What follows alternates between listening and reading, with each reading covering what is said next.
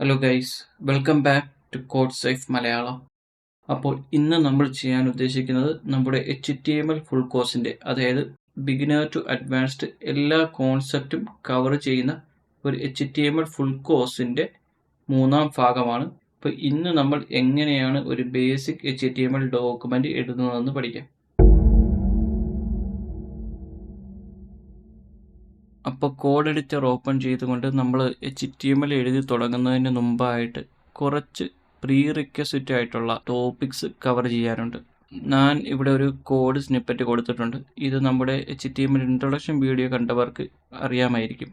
Introduction വീഡിയോയിൽ നമ്മൾ കൊടുത്തത് ഇത് എങ്ങനെയാണ് നമ്മൾ നെസ്റ്റ് ചെയ്യുന്നതെന്നും ഇത് ഏത് ഓർഡറിലാണ് നമ്മൾ ടാഗ് ക്ലോസ് ചെയ്യുന്നതും എന്നാണ്. അതായത് നമ്മൾ പാരഗ്രാഫ് ടാഗാണ് ആദ്യം ഓപ്പൺ ചെയ്തത്, അപ്പോൾ ഏറ്റവും അവസാനം ക്ലോസ് ചെയ്യുന്നത് പാരഗ്രാഫ് ടാഗ് ആയിരിക്കും. അതുപോലെ സ്ട്രോങ് ടാഗ് രണ്ടാമത് ഓപ്പൺ ചെയ്യും, സെക്കൻഡ് ലാസ്റ്റ് ക്ലോസ് ചെയ്യുകയും ചെയ്തു. അതുപോലെ എംഫസിസ് ടാഗ് നമ്മൾ അവസാനം ഓപ്പൺ ചെയ്യും, ആദ്യം തന്നെ ക്ലോസ് ചെയ്യുകയും ചെയ്തു. അതായത് ഓപ്പൺ ചെയ്ത റിവേഴ്സ് ഓർഡറിലാണ് ക്ലോസ് ചെയ്യുക. അപ്പോൾ ഇവിടെ ഒരു ഇൻഹറൻ്റ് ആയിട്ട് നിങ്ങൾ ഒരു ഹൈറാർക്കിക്കൽ ട്രീ കാണുന്നുണ്ടായിരിക്കും. ഓക്കെ, നമ്മുടെ റൈറ്റ് സൈഡിൽ ഇമേജ് ശ്രദ്ധിച്ചവർക്ക് അത് മനസ്സിലായി കാണും.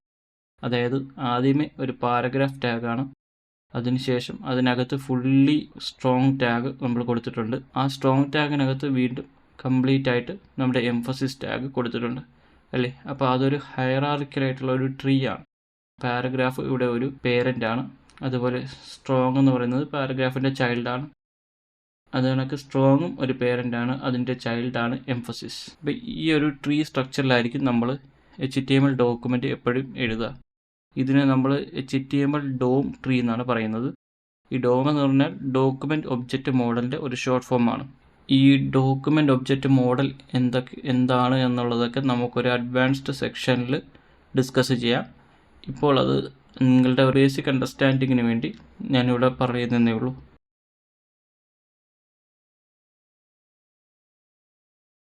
ഓക്കെ, അപ്പം നമ്മൾ കഴിഞ്ഞ സ്ലൈഡിൽ കണ്ടത് ഒരു HTML ഡോക്യുമെൻറ്റിൻ്റെ ഒരു ട്രീ സ്ട്രക്ചറിൻ്റെ ഒരു ഭാഗം മാത്രമാണ്. ഓക്കെ, അവിടെ നമ്മൾ പാരഗ്രാഫും സ്ട്രോങ് ടാഗും എംഫസിസ് ടാഗും മാത്രമേ കണ്ടുള്ളൂ. അതൊരു HTML ട്രീ എന്ന് പറയാവുന്നതിൻ്റെ ഒരു ഭാഗം മാത്രമാണ്. ഓക്കെ, അപ്പം ഞാൻ ഇവിടെ കൊടുത്തേക്കുന്ന കോഡ് സ്നിപ്പറ്റാണ് ശരിക്കും ഒരു HTML ഡോക്യുമെൻ്റ് സ്ട്രക്ചർ ചെയ്യുന്നതിൻ്റെ ഒരു ടോപ്പ് ഭാഗം. അതായത് HTML എന്ന് പറഞ്ഞ ടാഗ്, അതാണ് ഒരു റൂട്ട് നോഡ് എന്ന് പറയുന്നത്. അതായത് ട്രീയുടെ സ്റ്റാർട്ടിംഗ് പോയിന്റ് അല്ലെങ്കിൽ റൂട്ട് നോഡ് എന്ന് പറയുന്നത് ഈ HTML ടാഗാണ്. ഈ ലെഫ്റ്റ് സൈഡിലെ കോഡ് സ്നിപ്പറ്റും റൈറ്റ് സൈഡിലെ ആ ട്രീയും കണ്ടാൽ നിങ്ങൾക്ക് മനസ്സിലാവും. അതുപോലെ ഈ HTML എന്ന് പറഞ്ഞ റൂട്ട് എലമെൻറ്റിനകത്ത് നമ്മൾ രണ്ട് സിബ്ലിംഗ് ടാഗുകൾ കൊടുത്തിട്ടുണ്ട്, ഒന്ന് ഹെഡും ഒന്ന് ബോഡി. ഈ ഹെഡിനകത്ത് നമുക്ക് വെബ്സൈറ്റിനെ കുറിച്ചുള്ള മെറ്റാ ഇൻഫർമേഷൻ എന്ന് വെച്ച് കഴിഞ്ഞാൽ വെബ്സൈറ്റിൻ്റെ ടൈറ്റില്, പിന്നെ വെബ്സൈറ്റ് ഗൂഗിൾ സെർച്ചിൽ വന്നു കഴിഞ്ഞാൽ ആ കാണേണ്ട ഡിസ്ക്രിപ്ഷൻ എന്തായിരിക്കണം, അതുപോലെ നമ്മുടെ ബ്രൗസറിലെ മേളിൽ ഒരു ഐക്കൺ കാണിക്കുമല്ലോ, ഫാവ് ഐക്കൺ. അപ്പോൾ ഫാവ് ഐക്കൺ ഒക്കെ എന്തായിരിക്കണം എന്നൊക്കെ കൊടുക്കുന്നത് നമ്മുടെ ഹെഡ് ടാഗിലാണ്. അതായത് വെബ്സൈറ്റിനെ കുറിച്ചുള്ള ഇൻഫർമേഷനാണ്. അതുപോലെ വെബ്സൈറ്റിന് ഏത് ലാംഗ്വേജ് ആണ് ഉപയോഗിക്കുന്നതെന്ന് വേണമെങ്കിൽ നമുക്ക് ഹെഡ് ടാഗിൽ കൊടുക്കാം. അതുപോലെ ബോഡി ടാഗിനകത്താണ് നമ്മൾ യൂസർ കാണുന്ന കാര്യങ്ങൾ കൊടുക്കുന്നത്. അതായത് നമ്മുടെ പാരഗ്രാഫ്, നമ്മുടെ ഹെഡിങ്ങുകൾ, അതുപോലെ നമ്മുടെ ലിസ്റ്റോ ഇമേജോ ടേബിളോ വീഡിയോയോ ഇതെല്ലാം നമ്മുടെ ബോഡി ടാഗിനകത്താണ് കൊടുക്കുക. ബേസിക്കലി ഈ HTML ട്രീ എന്ന കോൺസെപ്റ്റ് എക്സ്പ്ലെയിൻ ചെയ്യാൻ വേണ്ടിയാണ് ഈ രണ്ട് സ്ലൈഡ് ഞാൻ ചെയ്യുന്നത്. ഏറ്റവും മേളിൽ റൂട്ട് എലിമെൻ്റ് ആയിട്ട് HTML ഉണ്ട്, അതിനുശേഷം രണ്ട് സിബ്ലിംഗ് എലിമെൻറ്റുകളായിട്ട് ഹെഡും ബോഡിയും ഉണ്ട്. ഈ ഹെഡിനകത്തും ബോഡിക്കകത്തും ചൈൽഡ് എലിമെൻറ്റ്സ് ആയിട്ടാണ് നമ്മൾ ബാക്കി HTML ഡോക്യുമെൻ്റ് എഴുതുക.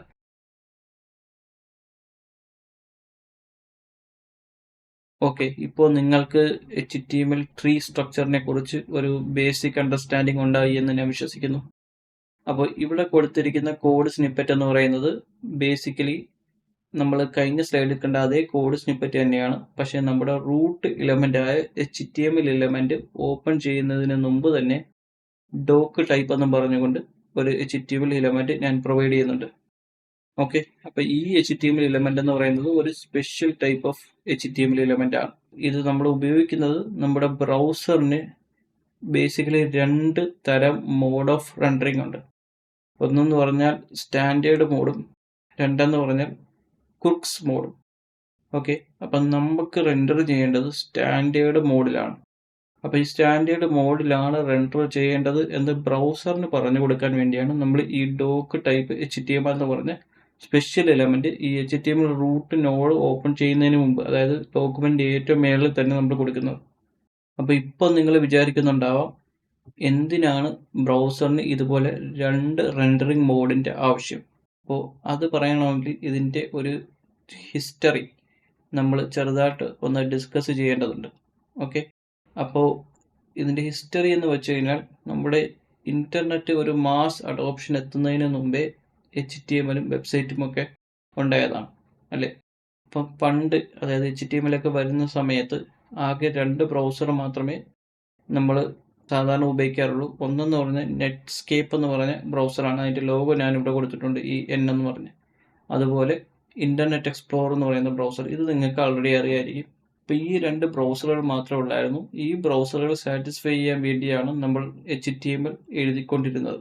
പക്ഷേ ഇന്റർനെറ്റ് മാസ് അഡോപ്ഷൻ ചെയ്തതിന് ശേഷം നമുക്ക് ഒരു സ്റ്റാൻഡേർഡൈസേഷൻ, HTML എങ്ങനെയാണ് എഴുതേണ്ടതെന്നുള്ളതിന് ഒരു സ്റ്റാൻഡേർഡൈസേഷൻ കൊണ്ടുവന്നു. ഓക്കെ, അപ്പം നമ്മൾ ആ സ്റ്റാൻഡേർഡ് രീതിയിലാണ് ഇപ്പോൾ HTML എഴുതുന്നത്.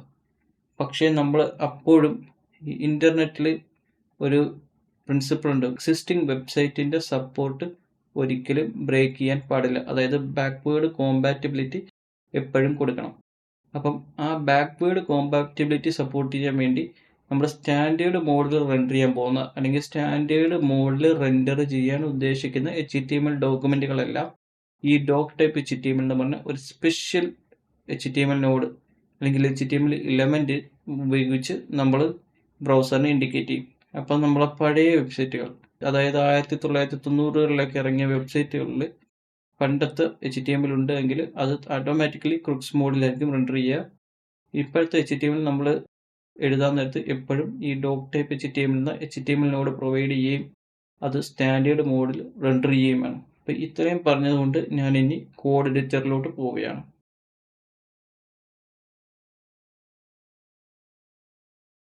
ഓക്കെ ഗൈസ്, അപ്പോൾ നമ്മൾ ഫൈനലി നമ്മുടെ കോഡ് എഡിറ്ററിലോട്ട് എത്തിയിരിക്കുകയാണ്. അപ്പോൾ നിങ്ങൾക്ക് ഇവിടെ ഒരു സെറ്റപ്പ് കാണാം. ഇതൊരു ബേസിക് സെറ്റപ്പാണ്. ഞാൻ HTML വെബ്സൈറ്റ് എന്ന് പറഞ്ഞൊരു ഫോൾഡർ ക്രിയേറ്റ് ചെയ്തതിന് ശേഷം അതിനകത്ത് index.html എന്നൊരു ഫയൽ ഞാൻ ക്രിയേറ്റ് ചെയ്തു. ഓക്കെ, നിങ്ങൾക്കും ഈ പ്ലസ് ഐക്കൺ ഞെക്കിയോ അല്ലെങ്കിൽ റൈറ്റ് ക്ലിക്ക് ചെയ്തോ ന്യൂ ഫയൽ ക്രിയേറ്റ് ചെയ്തിട്ട് index.html ഇതുപോലെ ക്രിയേറ്റ് ചെയ്യാവുന്നതാണ്. ഈ കാണുന്നതാണ് ഒബിയസ്ലി നമ്മുടെ ടെക്സ്റ്റ് എഡിറ്റർ അല്ലെങ്കിൽ കോഡ് എഡിറ്റർ. index.htmlന്റെ ലൈവ് പ്രിവ്യൂ ആണ് നമ്മൾ റൈറ്റ് സൈഡിൽ കാണുന്നത്. അപ്പോൾ ഇതെങ്ങനെ സാധിച്ചു എന്ന് വെച്ച് കഴിഞ്ഞാൽ, നമ്മൾ എക്സ്റ്റൻഷൻസിൽ പോയിട്ട് ലൈവ് സെർവർ എന്ന് പറഞ്ഞൊരു എക്സ്റ്റൻഷൻ ഇൻസ്റ്റാൾ ചെയ്യുക. ഓക്കെ, അപ്പോൾ ലൈവ് എന്ന് അടിച്ചു കഴിഞ്ഞാൽ നിങ്ങൾക്ക് കിട്ടുമായിരിക്കും. ഓക്കെ, അപ്പോൾ ഈ എക്സ്റ്റൻഷൻ ലൈവ് സെർവർ എന്ന് പറഞ്ഞ ഈ ഒരു എക്സ്റ്റൻഷൻ ഇൻസ്റ്റാൾ ചെയ്തതിന് ശേഷം നിങ്ങൾ ഈ ഫയൽ ക്രിയേറ്റ് ചെയ്തതിന് ശേഷം റൈറ്റ് ക്ലിക്ക് ചെയ്തിട്ട് ഓപ്പൺ വിത്ത് ലൈവ് സെർവർ കൊടുത്തു കഴിഞ്ഞാൽ ഇതുപോലെ നിങ്ങൾക്കൊരു ബ്രൗസറിൽ അതിൻ്റെ പ്രിവ്യൂ കാണാവുന്നതാണ്. ഓക്കെ, അപ്പം നമ്മൾ കോഡ് എഡിറ്റർ ഓപ്പൺ ചെയ്യുന്നതിന് മുമ്പായിട്ട് കുറച്ച് പ്രീ റെക്വിസിറ്റ് ആയിട്ടുള്ള ടോപ്പിക്സ് ഡിസ്കസ് ചെയ്തിരുന്നു അല്ലേ? അപ്പം അതിൻ്റെ അവസാനം നമ്മൾ ഡിസ്കസ് ചെയ്തതാണ് ഡോക്ക് ടൈപ്പ് എന്ന് പറഞ്ഞ ഒരു സ്പെഷ്യൽ HTML നോഡ് അല്ലെങ്കിൽ HTML എലമെന്റ്. അത് നമ്മളുടെ റൂട്ട് HTML നോഡിനും പുറത്താണ് എഴുതുന്നത് അല്ലേ? ഏറ്റവും ആദ്യം അതാണ് എഴുതുന്നത്. എന്തിനാണ്? സ്റ്റാൻഡേർഡ് മോഡിലാണ് റെൻഡർ ചെയ്യുന്നതെന്ന് അറിയാൻ വേണ്ടി. അപ്പോൾ ഞാൻ അതാണ് ഇവിടെ ആദ്യമേ എഴുതുന്നത്. ഇവിടെ VS കോഡ് ഓട്ടോമാറ്റിക്കലി അതിൻ്റെ ഒരു സജഷൻ തരുന്നുണ്ട്. ഞാൻ ടൈപ്പ് ചെയ്യുകയാണ് ഡോക്ക് ടൈപ്പ് HTML. ഓക്കെ, അപ്പോൾ ഇതാണ് നമ്മൾ കണ്ടന്റിൽ, അതായത് ഇതിന് മുമ്പുള്ള സ്ലൈഡിൽ കണ്ടത്. ഇനി ഇതിൻ്റെ തൊട്ട് താഴെ ഞാൻ HTML റൂട്ട് നോഡ് ഓപ്പൺ ചെയ്യുകയാണ്. ഓക്കെ, അപ്പോൾ ഇത് ഓട്ടോമാറ്റിക്കലി നമ്മുടെ കോഡ് എഡിറ്റർ തന്നെ ഇത് ക്ലോസ് ചെയ്യുന്നുണ്ട്. അതും ഒരു എക്സ്റ്റൻഷൻ ഉപയോഗിച്ച് ഞാൻ ചെയ്യുന്നതാണ്. ഓട്ടോ ക്ലോസ് ടാഗ് എന്ന് പറയുന്ന ഒരു എക്സ്റ്റൻഷൻ ഉപയോഗിച്ച് ഞാൻ ചെയ്യുന്നതാണ്. അപ്പോൾ ഞാൻ HTML ഓപ്പൺ ചെയ്തു, റൂട്ട് നോഡ് ഓപ്പൺ ചെയ്തു. ഇതിനകത്ത് നമ്മൾ 2 സിബ്ലിംഗ് എലമെന്റുകളുണ്ട്. ഒന്നെന്ന് പറയുന്നത് ഹെഡും മറ്റേതെന്ന് പറയുന്നത് ബോഡിയും. ഓക്കെ, അതുപോലെ നമ്മൾ ഹെഡിനകത്താണ് നമ്മുടെ വെബ്സൈറ്റിനെ കുറിച്ചുള്ള മെറ്റാ ഇൻഫർമേഷൻ അതായത് വെബ്സൈറ്റിൻ്റെ ടൈറ്റിൽ എന്താണ്, വെബ്സൈറ്റിൻ്റെ സെർച്ച് റിസൾട്ടിൽ കാണിക്കേണ്ട ഡിസ്ക്രിപ്ഷൻ എന്താണ്, അതുപോലെ ബ്രൗസറിൻ്റെ ഈ ഐക്കൺ ഇവിടെ റെൻഡർ ചെയ്യുന്ന ഈ ടോപ്പിൽ ടാബിൽ റെൻഡർ ചെയ്യുന്ന ഐക്കൺ എന്താണ് എന്നൊക്കെ പ്രൊവൈഡ് ചെയ്യുന്നത് ഹെഡ് ടാഗിലാണ്. പിന്നെ ഇവിടെ കാണുന്ന ഈ വൈറ്റ് പോർഷനിൽ കാണുന്ന, അതായത് യൂസർ കാണുന്ന UI എല്ലാം ബോഡിയിലാണ് നമ്മൾ കൊടുക്കുക. അപ്പം നമ്മൾ ഇവിടെ ബോഡി ടാഗിനകത്ത് നമ്മൾ എന്തെങ്കിലും എഴുതിയാൽ, ഇപ്പോൾ A എന്നൊരു പാരഗ്രാഫ് എലമെന്റ് ക്രിയേറ്റ് ചെയ്ത് സേവ് ചെയ്ത് കഴിഞ്ഞാൽ ഇവിടെ ഞാൻ റീഫ്രഷ് ചെയ്യുകയാണ്. റീഫ്രഷ് ചെയ്ത് കഴിയാൻ നേരത്ത് A എന്ന് നമ്മൾ ഇവിടെ പ്രിവ്യൂ കാണാവുന്നതാണ് അല്ലേ. അപ്പോൾ ഈ ബോഡിയിൽ എഴുതുന്നതാണ് നമ്മൾ ഇവിടെ UI ആയിട്ട് കാണാം. അപ്പോൾ ഞാൻ ആദ്യം ചെയ്യാൻ പോകുന്നത് ഒരു div ടാഗ്. div എന്ന് പറഞ്ഞാൽ ഡിവിഷൻ്റെ ഒരു ഷോർട്ട് ഫോം ആണ്. ഈ div ടാഗ് ഞാൻ എഴുതുകയാണ്. ഇപ്പോൾ നമ്മളൊരു വെറും ബേസിക് HTML ആണ് ഇവിടെ എഴുതുന്നത്. ഓക്കെ, ഞാനൊരു div ടാഗ് ഓപ്പൺ ചെയ്തു. എന്നിട്ട് ഇതിനകത്ത് ഞാനൊരു ഹെഡിങ് ടാഗ് ഓപ്പൺ ചെയ്യുകയാണ്. ഓക്കെ, ഞാൻ welcome to HTML Malayalam project എന്നൊരു ടൈറ്റിൽ കൊടുക്കാം. Welcome to HTML Malayalam project എന്ന ടൈറ്റിൽ കൊടുത്തു, സേവ് ചെയ്തു. അപ്പോൾ തന്നെ ഇത് നമ്മുടെ ലൈവ് സെർവർ ഓട്ടോമാറ്റിക്കലി റീഫ്രഷ് ചെയ്യുന്നതാണ്. ഓക്കെ, അപ്പോൾ റീഫ്രഷ് ചെയ്യാൻ നേരത്ത് welcome to HTML Malayalam project എന്ന് പറഞ്ഞ ലെവൽ 1 ഹെഡിങ് H1 ഹെഡിങ് ഇവിടെ കാണിക്കുന്നുണ്ട്. ഇനി ഇതിൻ്റെ തൊട്ട് താഴെയായിട്ട് ഒരു എക്സ്പെരിമെൻ്റ് ആയിട്ട് ഞാനൊരു പാരഗ്രാഫ് കൊടുക്കുകയാണ്. Okay, this is a basic example to demonstrate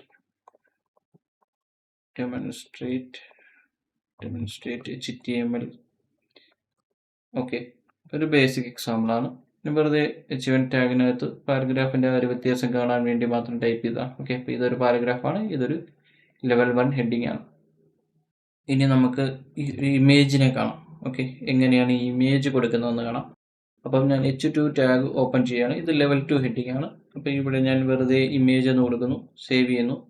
അപ്പം നോക്കിയാൽ മതി, ഇതും ഒരു ഹെഡിങ് ആണ്, പക്ഷേ ഇത് ലെവൽ 2 ഹെഡിങ് ആണ്. അപ്പോൾ ആ സൈസ് ഡിഫറൻസ് നിങ്ങൾക്ക് കാണാം. ഓക്കെ, ലെവൽ 1 ഹെഡിങ്ങിന് ഇത്രയും സൈസ് ഉണ്ട്, ലെവൽ 2 ഹെഡിങ്ങിന് സൈസ് കുറവാണ്. ഓക്കെ, ഇതിനകത്ത് ഞാനൊരു ഇമേജ് ടാഗ് ഓപ്പൺ ചെയ്യുകയാണ്. അപ്പോൾ ഇമേജ് ടാഗിനെ കുറിച്ച് നമ്മൾ ഇൻട്രൊഡക്ഷൻ വീഡിയോയിൽ തന്നെ പഠിച്ചിരുന്നു അല്ലേ. അതൊരു സെൽഫ് ക്ലോസിംഗ് ടാഗാണ്. ഒരു ഇമേജ് ടാഗിന് ഓപ്പൺ ടാഗും ക്ലോസിംഗ് ടാഗും ഇല്ല, ഒരൊറ്റ ടാഗേ ഉള്ളൂ. ഓക്കെ, അപ്പോൾ ഇമേജ് ടാഗിന് സെൽഫ് ക്ലോസിംഗ് ടാഗ് നമ്മൾ അവസാനം സ്ലാഷ് കൊണ്ട് ഇൻഡിക്കേറ്റ് ചെയ്യാമെന്ന് നമ്മൾ പഠിച്ചിരുന്നു. ഇനി നമ്മൾ HTML ആട്രിബ്യൂട്ട് പഠിച്ചിരുന്നപ്പോൾ നമ്മൾ ഇമേജ് ടാഗിൻ്റെ അല്ലെങ്കിൽ ഇമേജ് എലമെൻറ്റിൻ്റെ സോഴ്സ് ആട്രിബ്യൂട്ടിനെ കുറിച്ച് പഠിച്ചായിരുന്നു അല്ലേ. അപ്പോൾ സോഴ്സ് ആട്രിബ്യൂട്ട് ഉപയോഗിച്ചിട്ടാണ് നമ്മൾ ഏത് ഇമേജാണ് റെൻഡർ ചെയ്യേണ്ടത് എന്നുള്ളത് നമ്മൾ കൊടുക്കുക. ഓക്കെ, അപ്പോൾ ഞാൻ ആ സോഴ്സ് ആട്രിബ്യൂട്ട് ഓപ്പൺ ചെയ്യുകയാണ്. ഇനി ഞാനൊരു ലിങ്ക്, ഈ ലിങ്ക് ഞാൻ കോഡ് മൊത്തത്തിൽ ഞാൻ ഡിസ്ക്രിപ്ഷനിലോ കമൻറ്റിലോ കൊടുത്തേക്കാം. ഓക്കെ, അപ്പം ഈ ലിങ്ക് അതിനകത്ത് കാണും. ഞാനത് കോപ്പി പേസ്റ്റ് ചെയ്യണം. ഇനി സേവ് ചെയ്യുന്നു. അപ്പോഴത്തേക്കും ഇതൊരു ഡോഗിൻ്റെ പടമാണ്, പട്ടിയുടെ പടമാണ്. അത് ഇൻ്റർനെറ്റിൽ നിന്ന് കിട്ടിയൊരു ഡോഗിൻ്റെ ഇമേജ് മാത്രമാണ്. അത് ഞാനൊരു സോഴ്സിൽ കൊടുത്തപ്പോൾ ആ ഇമേജ് ഇവിടെ റെൻഡർ ചെയ്തു. ഇനി ഇമ്പോർട്ടൻ്റ് ആയിട്ട് ഇമേജിനകത്ത് നമ്മൾ വേറൊരു ആട്രിബ്യൂട്ടും കൂടെ പാസ് ചെയ്യാനുണ്ട്. അത് ആൾട്ട് ആട്രിബ്യൂട്ടാണ്. ആൾട്ട് എന്ന് പറഞ്ഞു കഴിഞ്ഞാൽ നമ്മൾ അക്സസിബിലിറ്റിക്ക് വേണ്ടിയൊക്കെ ഉപയോഗിക്കുന്ന ഒരു ആട്രിബ്യൂട്ടാണ്. അതായത് ഇപ്പോൾ നമ്മൾ അഥവാ ഈ ഒരു ഇമേജ് ലിങ്ക് വർക്ക് ചെയ്യുന്നില്ല, ഓക്കെ, ഞാൻ ഈ ഐ അങ്ങ് എറേസ് ചെയ്ത് കളയുവാണ്. ഓക്കെ, ഇപ്പോൾ ഈ ഐ എറേസ് ചെയ്ത് കളഞ്ഞപ്പോൾ ഈ ഇമേജ് ലിങ്ക് വർക്കാവാതായി അല്ലേ. അപ്പോൾ പകരം അവിടെ എന്താണ് റെൻഡർ ചെയ്തത്, ഈ ആൾട്ടിനകത്ത് കൊടുത്ത ടെക്സ്റ്റാണ് അവിടെ പകരം റെൻഡർ ചെയ്തത്. ഓക്കെ, അപ്പം ഇതുപോലെ ഇമേജൊക്കെ ബ്രേക്ക് ആയി കഴിഞ്ഞാൽ അവിടെ എന്താണ് ഇമേജ് ഉണ്ടായിരുന്നത് എന്നതിന് ഒരു ഇൻഫർമേഷൻ പാസ് ചെയ്യാൻ വേണ്ടിയാണ് നമ്മൾ ആൾട്ട് ടാഗ് ഉപയോഗിക്കുക. ഇത് നമുക്ക് കണ്ണ് കാണാത്തവരൊക്കെ വെബ്സൈറ്റ് ഉപയോഗിക്കാൻ നേരത്ത് അവർ സ്ക്രീൻ റീഡേഴ്സ് ഉപയോഗിച്ചിട്ടായിരിക്കും വെബ്സൈറ്റ് ഉപയോഗിക്കുക.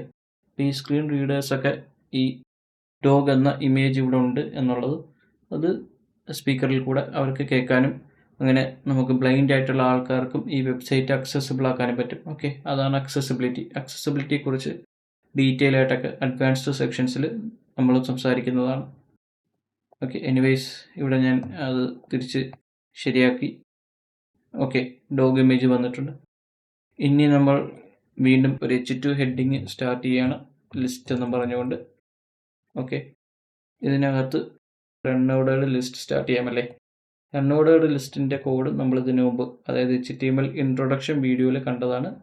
സോ ഞാൻ ഒരു അൺഓർഡേർഡ് ലിസ്റ്റ് ഓപ്പൺ ചെയ്തു. ഇതിനകത്ത് ഓരോ ലിസ്റ്റ് ഐറ്റം, ഓക്കെ, അതായത് LI ലിസ്റ്റ് ഐറ്റം 1,